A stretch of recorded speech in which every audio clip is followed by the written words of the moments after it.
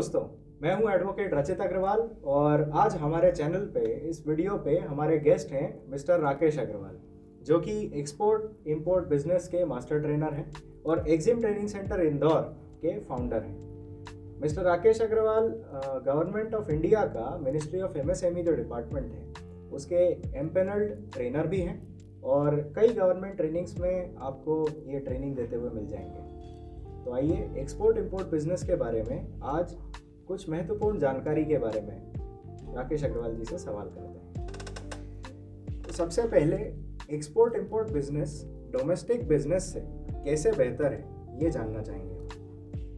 जी, सभी को नमस्कार। मित्रों, बात डोमेस्टिक और इंटरनेशनल बिजनेस की यानी फॉरेन ट्रेड की कंपैरिजन की आ रही है। नो डाउट दोनों अपनी अपनी जगह अच्छे हैं, परंतु अगर भारत के बारे में बात करें तो यहाँ पर ज़्यादातर लोग पुश्तैनी धंधे के ऊपर आकर्षित होते हैं। वे अपने पेरेंटल बिजनेस को करना चाहते हैं, परंतु आज टेक्नोलॉजी के युग में एजुकेशन और टेक्नोलॉजी की सुविधा के साथ इंटरनेशनल बिजनेस को करना यानी एक्सपोर्ट के बिजनेस को करना ज़्यादा आसान हो गया है। भारत सरकार ने एक्जिम पॉलिसी के अंतर्गत हमको बहुत सारी सुविधाएं दी है, जिसको देखकर, पढ़कर, समझकर हम इंटरनेशनल बिजनेस कर सकते हैं। जहाँ तक कंपैरिजन की बात है तो देखिए, डोमेस्टिक बिजनेस में हमें छोटे छोटे ऑर्डर्स मिलते हैं। इंटरनेशनल बिजनेस में बल्क बिजनेस के ऑर्डर मिलने की संभावना होती है। 1 कंटेनर, 2 कंटेनर, 5 कंटेनर, कई प्रकार के कंटेनर। डोमेस्टिक बिजनेस में हमें कई बार ये देखने में आता है कि रिटेल बिजनेस हो या होलसेल का बिजनेस हो, सेलर को अपने कस्टमर को उधार देना होता है और उसके पीछे कोई गारंटी नहीं होती है। परंतु फॉरेन ट्रेड एक पूरा सिस्टमेटिक बिजनेस है जिसमें रिस्क मैनेजमेंट, पेमेंट गारंटी भी अवेलेबल है। तो इस प्रकार से बल्क बिजनेस, बल्क प्रॉफिट और दुनिया के कई देशों में बिजनेस करने का, एक्सपोर्ट करने का अवसर मिलता है। चाहे इंपोर्ट करना हो, चाहे एक्सपोर्ट करना हो, ये एक बहुत बड़ी अपॉर्चुनिटी भारत के लिए कोविड के बाद आई है। अब सबसे बड़ा सवाल आता है कि बल्क बिजनेस है तो ऑब्वियसली पूंजी भी लगती होगी। दर्शक कई सारे हमारे ये वीडियोस देख के पूछते हैं कि आखिर कितनी पूंजी लगती है एक्सपोर्ट इंपोर्ट बिजनेस की शुरुआत करने के लिए। जहाँ तक पूंजी का सवाल है, कैपिटल मैनेजमेंट या कैपिटल अरेंजमेंट की बात है, तो पहला बेसिक फार्मूला है कि जितना वॉल्यूम है और जितनी वैल्यू है उतना कैपिटल लगेगा। सवाल ये उठता है कि ये कैपिटल अरेंजमेंट या इसके सोर्सेस क्या हो सकते हैं। तो कैपिटल अरेंजमेंट के सोर्सेस कई हो सकते हैं कि कोई भी बंदा अपना खुद का पैसा इन्वेस्ट कर सकता है, किसी से उधार लेकर भी कर सकता है, दोस्तों के साथ भी कर सकता है, किसी को पार्टनर बनाकर, फाइनेंशियल पार्टनर बनाकर भी कर सकता है। और भारत की बैंकिंग सिस्टम आज इसमें सरकार की ओर से कई योजनाओं में सहयोग करती है कि लोन लेकर भी एक्सपोर्ट या इंपोर्ट का बिजनेस किया जा सकता है।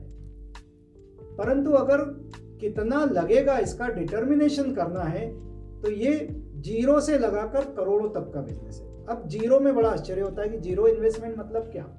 तो मैं आपको ये बताना चाहता हूँ कि मैं अपने खुद के एक एक्सपीरियंस को शेयर करना चाहता हूँ कि हमने इंदौर से कुवैत गारमेंट एक्सपोर्ट किए थे और एक गारमेंट मैन्युफैक्चरर कंपनी से हमने वो प्रोडक्ट इस कंडीशन पे उधार लिया था कि जब ये प्रोडक्ट एक्सपोर्ट हो जाएगा और इसका पेमेंट कुवैत से आ जाएगा तो हम आपको पेमेंट कर देंगे। और इस बेस पर हमने हमारी तरफ से जीरो इन्वेस्टमेंट पे इस एक्सपोर्ट को किया, जो करीब 12 से 13 लाख रुपए का था। और यहाँ पर मैं ये भी बता देना चाहता हूँ कि कैपिटल तो 12 या 13 लाख का लगा, पर हमारा नहीं लगा। वो एक मैन्युफैक्चरर ने, क्योंकि उसका भी प्रॉफिट जुड़ा था, इसलिए उसने हमें उधार दिया और हमने वो माल कुवैत एक्सपोर्ट किया। और जब कुवैत से पेमेंट आया तो हमने उस मैन्युफैक्चरर को पेमेंट कर दिया। तो मैं अगर अपने एंड की बात करूं तो मेरे एंड पे मैंने जीरो इन्वेस्टमेंट किया, पर अगर मैन्युफैक्चरर के एंड की बात करूं तो उसका इन्वेस्टमेंट तो हुआ। तो ये सोर्स हुआ कि कैपिटल कहाँ से अरेंज हुई। डोमेस्टिक यानी घरेलू व्यापार में भी हो सकता है। जी, हम ऐसा क्या मिलता है प्रॉफिट के अलावा एक्सपोर्ट इंपोर्ट में जिसको हम देखें, उससे आकर्षित हो और एक्सपोर्ट इंपोर्ट के प्रति जागरूक हो। बिल्कुल, ये तो बहुत अच्छी बात है। डोमेस्टिक ट्रेड की अगर बात करें तो इस ट्रेड में अगर हम कोई भी प्रोडक्ट का सेल करते हैं मार्केट में, देखिए बिजनेस का मतलब है कि कहीं से खरीदना और कहीं बेचना, अब वो चाहे डोमेस्टिक हो चाहे इंटरनेशनल हो। अगर हम मैन्युफैक्चरर हैं तो हमें रॉ मटेरियल खरीदना है, फिनिश गुड्स बनाना है, पैकिंग करना है, फॉरवर्डिंग करना है और एक्सपोर्ट। पर अगर हम मर्चेंट की बात करें, ट्रेडर की बात करें, तो फॉरेन ट्रेड में ये सुविधा है कि हम मर्चेंट एक्सपोर्टर के रूप में काम कर सकते हैं। तो उसमें भी यही करना है, किसी मैन्युफैक्चरिंग कंपनी से प्रोडक्ट खरीदना और उसको दुनिया के बाजार में एक्सपोर्ट करना है। तो यहाँ पर अट्रैक्शन की बात है, ऐसी क्या चीज है? तो सबसे पहली बात, अगर कंपैरिजन किया जाए तो डोमेस्टिक ट्रेड में अगर हम कोई भी बिजनेस करते हैं तो हमें टैक्स लायबिलिटी आती है, यानी जीएसटी की अगर बात करें तो टैक्स पे करना होता है। मगर दूसरी तरफ सरकार ने ये सुविधा दी है कि अगर आप कोई भी प्रोडक्ट एक्सपोर्ट करते हैं तो वो जीरो टैक्स, यानी उस पर कोई टैक्स नहीं लगता है। और अगर आपने कोई जीएसटी पे किया है तो वो जीएसटी आपको एक्सपोर्ट के बाद वापस मिल जाता है, यानी पहली सुविधा है कि आपके ऊपर कोई टैक्स लायबिलिटी नहीं आती। दूसरी बात, ये बिजनेस ऐसा बिजनेस है जिसमें बल्क एक्सपोर्ट की अपॉर्चुनिटीज है, 1 container, 2 container, 5 container, 50 container. Domestic trade में ऐसी अपॉर्चुनिटी बहुत कम मिलती है कि कोई ट्रेडर, कोई दुकानदार मार्केट में खोल के बैठा है अपनी शॉप, तो वो कई ट्रक माल बेच दे, उसको कम कस्टमर मिलते हैं।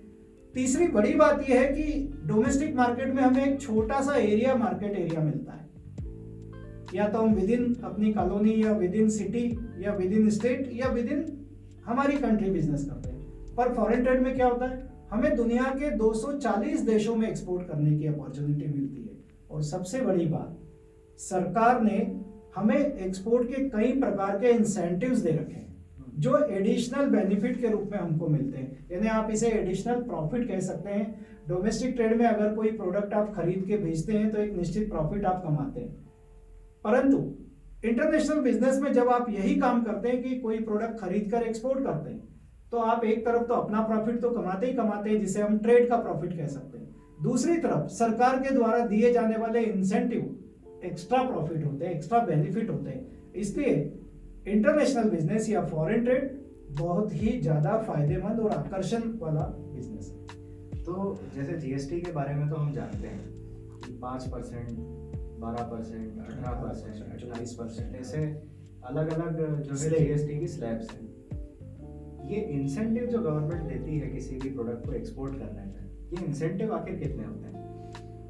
देखिए, इंसेंटिव डिफरेंट टाइप के कहते हैं। अगर मैं बात करूं कि अभी कुछ दिन पहले हम लोग एक स्कीम को सरकार से बेनिफिट के रूप में ले रहे होते हैं जिसका नाम है MEIS scheme, merchandise export from India scheme, और दूसरी स्कीम है सर्विस एक्सपोर्ट के लिए SEIS।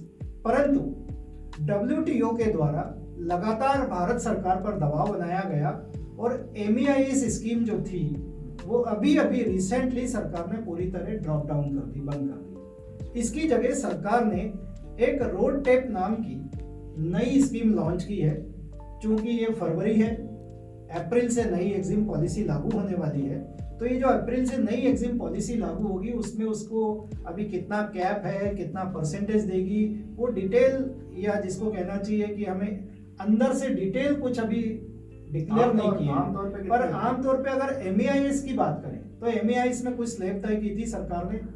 एक थी 0% जिसपे कोई इंसेंटिव नहीं था, मतलब दूसरी थी 2%, तीसरी थी 3% और चौथी थी 5%। इसके अलावा कि कुछ प्रोडक्ट कुछ देशों में भेजने पर 2% मिलते थे और वही प्रोडक्ट कुछ अन्य देशों को भेजने पर 3% मिलते थे या 5% मिलता था। तो ये जो स्कीम थी MEIS, ये वर्तमान में सरकार ने बंद कर दी, डिसकंटिन्यू कर दी, और इसकी बजाय एक नई स्कीम सरकार ने लॉन्च की है जिसका नाम है ROTDEP, यानी जो रिमिशंस ऑफ टैक्सेस थे वो रिमिशन करने के लिए सरकार ने रोड टेप नाम की एक नई स्कीम लॉन्च की है। इसके अभी फाइन प्रिंट नहीं आए क्योंकि नई एग्जिम पॉलिसी हमारी 1 अप्रैल से लागू होने वाली है। तो इसमें जो स्लैब होगा, जो कैप होगा, वो सारा जो डिटेल होगा वो बहुत जल्दी हम सबके सामने आएगा। पर कुछ और भी स्कीम सरकार ने लॉन्च की है, जैसे TMA स्कीम है, ट्रांसपोर्ट एंड मार्केट असिस्टेंस नाम की स्कीम। देखिए, भारत सरकार का फोकस है एग्रीकल्चर प्रोडक्ट को ज़्यादा एक्सपोर्ट किया जाए, और एग्रो प्रोडक्ट में किसानों की आय को कैसे दोगुना किया जाए, यानी एग्रो प्रोडक्ट अगर ज़्यादा से ज़्यादा एक्सपोर्ट होंगे तो टीएमए नाम की एक स्कीम लॉन्च की है और इस स्कीम में स्पेशली जो फोकस किया गया है वो एग्रो प्रोडक्ट को किया गया है। और ये एग्रो प्रोडक्ट अगर भारत से दुनिया के अलग अलग देशों में एक्सपोर्ट किए जाते हैं तो जो एक्सपोर्ट का जो फ्रेट होता है, भाड़ा होता है, उसमें सरकार ने अलग अलग देशों के लिए लगने वाले भाड़े को कैश रिफंड एक्सपोर्टर के अकाउंट में करने के लिए स्कीम लॉन्च की है। और इसके लिए कंटेनर जो 20 फुट का भी होता है और 40 फुट का भी होता है, तो सरकार ने जो एक कंटेनर का यूनिट माना है वो 20 फुट माना है। यानी अगर कोई कुछ जो सरकार के प्रिस्क्राइब एग्रो प्रोडक्ट है और प्रिस्क्राइब कंट्रीज हैं उनको एक्सपोर्ट करता है और कोई एक 40 फुट का पूरा कंटेनर एक्सपोर्ट करता है तो उसको 2 यूनिट माना गया है। यानी एक कंटेनर 40 फुट का फुल लोड एक्सपोर्ट करने पर 2 20 फुट के कंटेनर के भाड़े का जो सरकार कंपेंसेट करेगी या जो सहायता देगी वो इस टीएमए स्कीम में सरकार ने 20 फुट के एक कंटेनर को 1 यूनिट यानी 40 फुट का एक कंटेनर 2 कंटेनर यानी 2 यूनिट के रूप में माना है। और उसकी एक पूरी स्लैब है जो आपको डिटेल डीजीएफटी की वेबसाइट पर या कॉमर्स मिनिस्ट्री की वेबसाइट पर मिल जाएगी। लगता है आज आपको एक्सपोर्ट इंपोर्ट के बारे में बहुत कुछ जानने को मिला होगा। और वीडियोस देखने के लिए, एक्सपोर्ट इंपोर्ट के बारे में और जानने के लिए जुड़े रहें। हम और वीडियोस लेके आएंगे इसी सीरीज़ में। तब तक के लिए धन्यवाद। नमस्कार।